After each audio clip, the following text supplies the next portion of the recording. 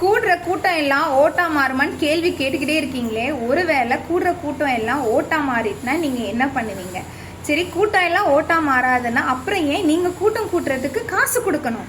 சும்மாவே நீங்க சொல்லிட்டு போலாமே, வந்து கேட்கறவங்க கேட்கட்டும்னு போக வேண்டியது தானே. எதுக்கு கூட்டம் வந்து ஓட்டா மாறாதுன்னு சொல்றீங்க?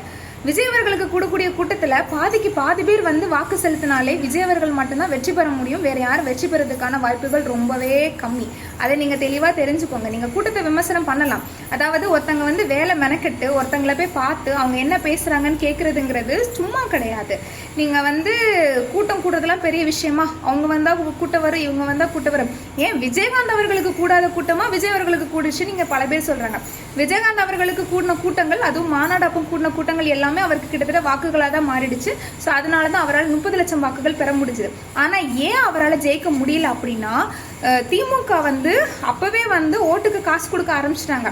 அப்போ இருந்த மக்களோட மனநிலை என்ன தெரியுமா? கையில காசு வருதுன்னா அதுக்கும் தான் உண்மையா இருந்து ஓட்டு போட்டாங்க. ஆனா இப்போ இருக்கக்கூடிய மக்களோட மனநிலைங்கிறது வேற. காசு என்னதான் கொடுத்தாலும் ஓட்டு அவங்க யாருக்கு நினைக்கிறாங்களோ அவங்களுக்கு மட்டும்தான் ஓட்டு போடுவாங்க.